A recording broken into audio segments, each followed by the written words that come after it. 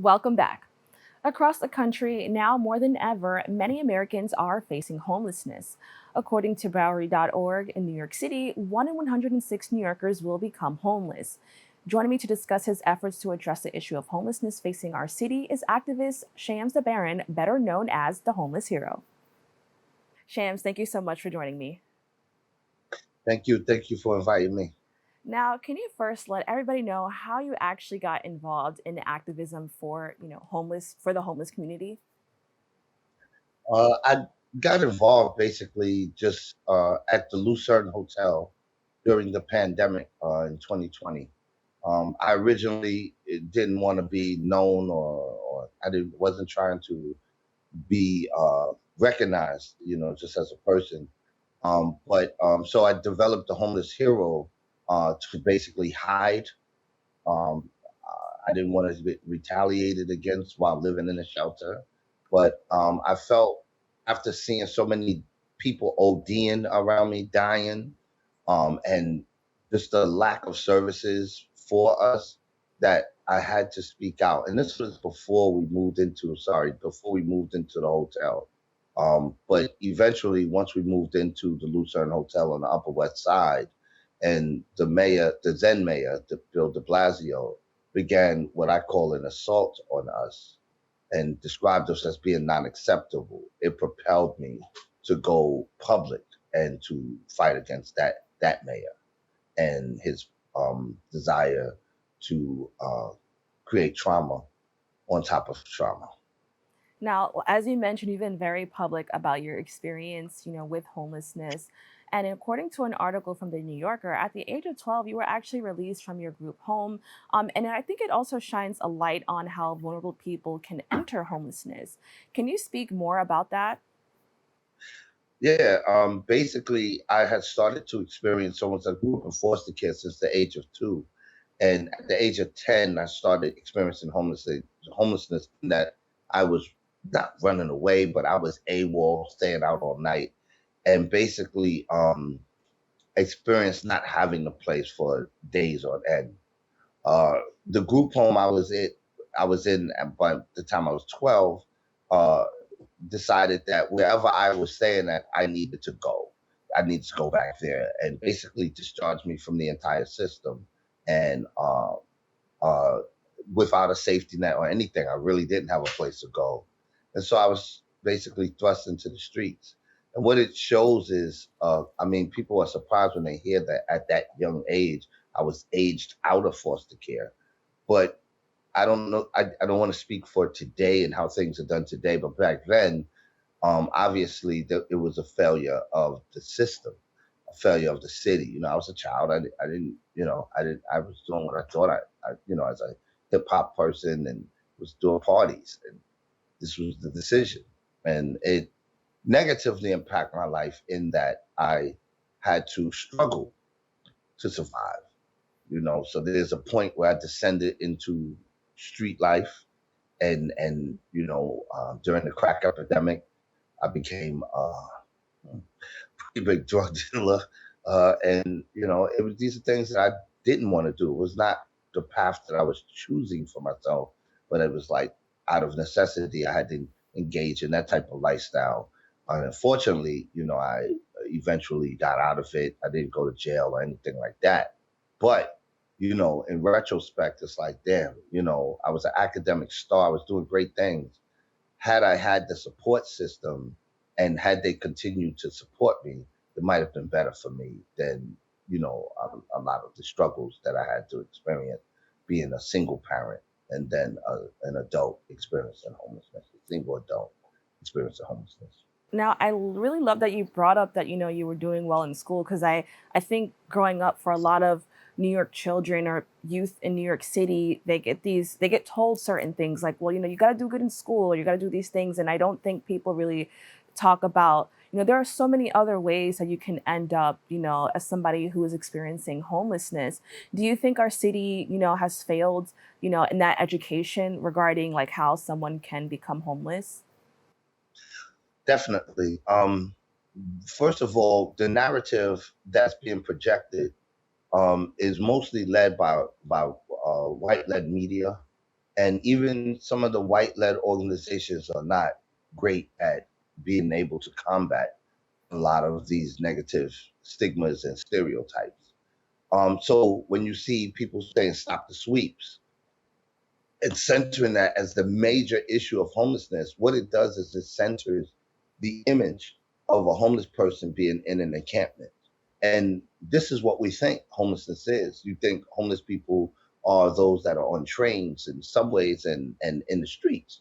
And the reality is that's the smaller population of homeless people. So, what about the 14,000 children who are currently in shelters? They're not substance abusers. They're not mentally ill for the most part, and they are not. They didn't get homeless by not understanding financial literacy. There's 14,000 children that are in the shelters. How come there's no focus there on trying to get these children stabilized? These children are leaving shelters, and I raised a child from junior high school and throughout high school, his entire high school, in shelter, in a family shelter system. So I'm very much aware from the parent perspective of what that's like. But what are we doing to address that? What are we doing to show that the narrative will express that there's over 1,000 NYPD officers who leave shelters, who are housed insecure, that are going to work every day. There are thousands of city workers, HRA workers who are in shelters, who leave a shelter to go to work. And so those are not the typical images that you're seeing on the news. And so there's something about narrative that we have to address in media. And that is one of the main reasons why you see or you hear that name, the homeless hero. It was important for me to not present myself as a victim, as someone who is downtrodden and stuff. And I think my education serves me well in that I'm a avid reader. I'm knowledgeable about a variety of things, Hmm. and so I can quote Plato, I can quote Sun Tzu, I can talk about Rumi, and I can show you how our lives as homeless people are parallel to those heroes in many of our mythical stories and stuff like that. Now, I really want to know a little bit more about, how people who are dealing with homelessness were affected by the pandemic. I know it really took a toll on so many people living in shelters. So, can you tell us more about, just the citywide crisis with homelessness and how that was affected by the pandemic? Well, like most things with the city when it engages homelessness, and I'm talking more for the previous administration under Bill de Blasio and others, they ignore the homeless population. And what they've created is this homeless shelter industrial complex. There's a lot of money in it, but in terms of the individual that is experiencing homelessness, they're not looked upon or treated as human beings. And that is from the moment you walk into a shelter. So during the pandemic, it was really the same way you saw the disparities and how marginalized communities were negatively impacted over other communities of people. You saw that even more in the shelter. Case in point. So in during the height of the pandemic, I mean, when we saw the body bags, the trucks, when people were being buried in Potter's Field, the mortality rate for people in shelters was 67% higher than the overall population of New York City. To show you the danger that we faced during that pandemic, during the height of the pandemic, that's how dangerous it was for us. It was 67% higher mortality rate for us, a higher mortality rate for us than the overall New York City population. And the mayor then still did not want to place us in single room, safer dwellings. He wanted to keep us in congregate settings, which caused unnecessary deaths. Like those that the blood is on the mayor's hands. And when they quote a number that says, I think 120 something people have died, Hmm. you have to remember at the height, there was no way to determine who died from COVID unless you were in a shelter. The morgues were overwhelmed. So they were just taking people from their deathbeds and placing them in trucks and then putting them in Potter's Field. I want to So touch on a little bit just about our current mayor, because you are getting support from Mayor Eric Adams, and you recently had a Homeless Rights Month sleep out, and I really want to talk about that. Can you tell us a little bit more just about the sleep out, and what was it like getting support from our current mayor, Mayor Eric Adams? Well, this is the big difference between this mayor and the previous mayor, and it didn't start when he took office. Obviously, he engaged me and allowed me to be a part of his transition team to help shape what would become of his administration, their policies. So when he took office, that relationship continued, and in most of what he is doing, especially addressing housing and homelessness, I'm included in those conversations. I'm very vocal, very impactful, and very instrumental. And it's not just me. I brought other homeless New Yorkers to be able to engage and help guide the city, but also to hold the city accountable. If these things are not being, if the things that we're bringing forth are not being addressed, and the difference between now and the previous mayor is basically I don't have to stand outside City Hall and yell and scream. I literally can call the mayor up and have a discussion with him, or I can go meet with them and have a discussion with them. So I respect and applaud this mayor because he came in saying, "I'm not going to ignore what is obviously a crisis.